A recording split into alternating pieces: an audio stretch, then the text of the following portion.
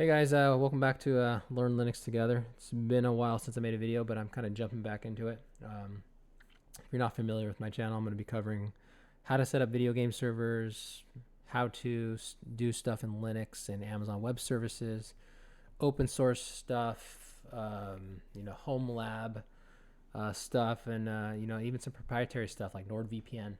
I know Nord's one of the top dogs. There's a couple of big VPNs out there. It's one of the top dogs out there, and I know it's perfect for consumers, easy to use, easy to set up, pretty cheap. It's $89 for 2 years or $59 for 1 year, I believe. I had a couple of friends who use this, and they play like Rust and Valorant or download torrents or do other random stuff. I had one friend who hated it, the others loved it, so I kind of wanted to test for myself. Here's the download page, quick download, even for iOS or Android. It's easy. Smart TVs, Firefox, Linux, Mac. I'm testing it on a Windows 10 machine. It's super easy. I already have it installed. Once you install it, this is what you're going to see.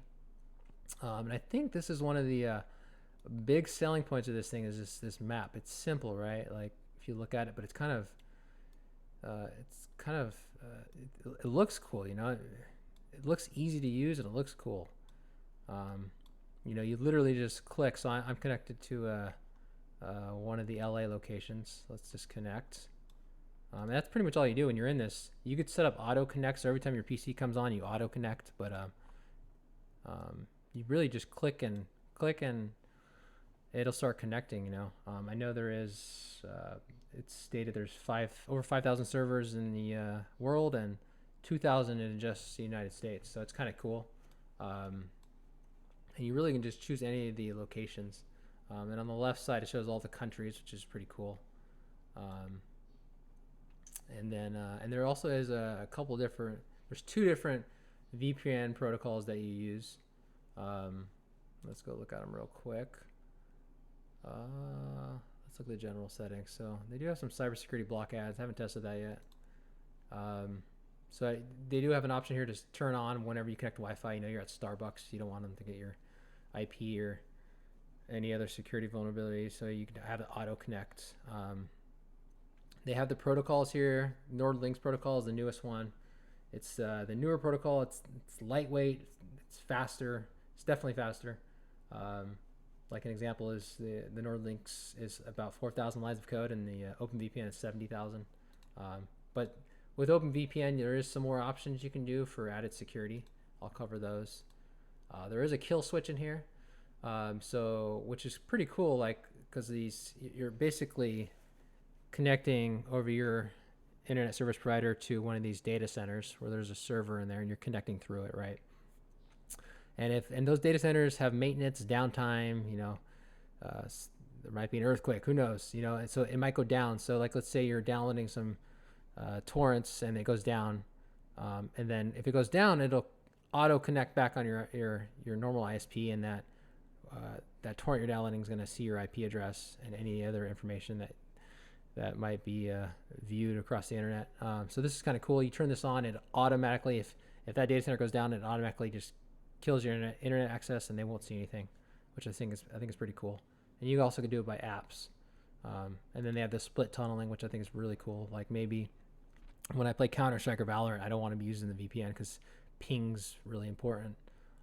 So I just want to use it for torrents. So it'll auto connect over these and then use your regular ISP, like no added hops, if you're just browsing the internet or playing games. Let's see. There's a couple other options in here, but I'll cover the protocols. Let me go back. Okay, connected. Sometimes connecting takes a minute. Sometimes it's like seconds. Sometimes it's like a minute long. Now I'm connected to Los Angeles.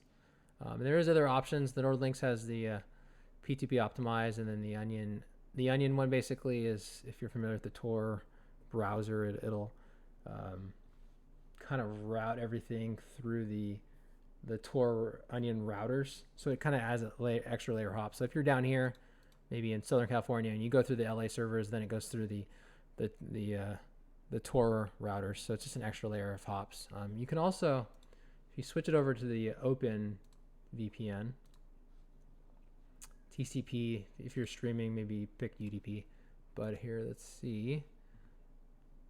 So you get a couple of other extra. You get a dedicated IP dedicated to your account. I did read online that you pay for it, but then it gave it to me, so I'm not sure. It said it was $70 for an extra dedicated IP, but you can choose that option. They have double VPN, which is like extra layer of security where you connect to 2 different hops. Like maybe you connect to LA, then you want to connect to New York, then you want to connect to that torrent up in Oregon or something, you know? I don't know. Or not torrent, but like, you know, maybe video game server or something. Just extra layer of security. And then there's the Onion and P2P stuff still. Yeah, let's see.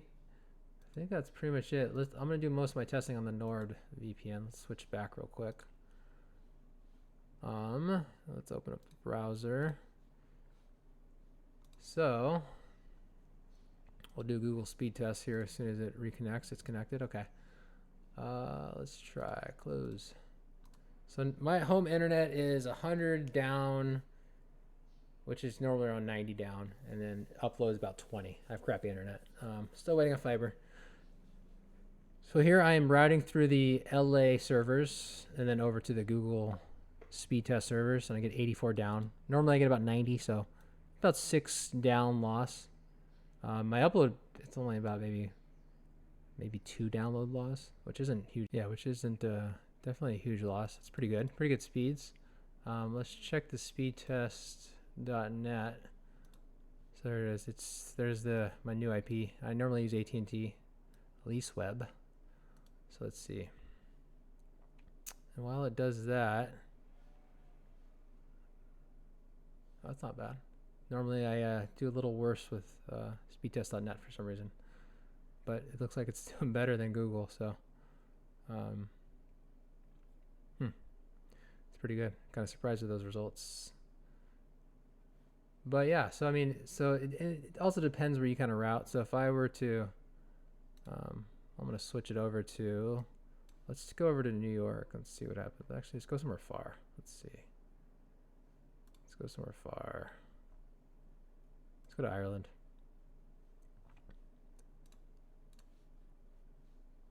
Okay, let's reload that sucker.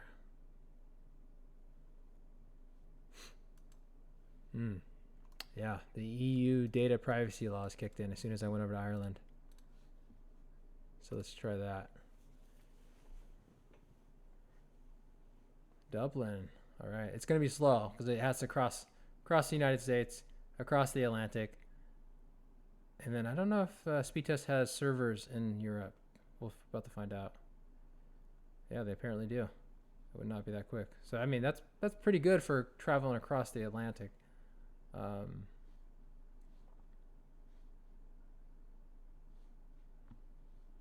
Let's see what the upload is here. Definitely looking good. I'm gonna stop this. I'm gonna check let's try a Google speed test real quick.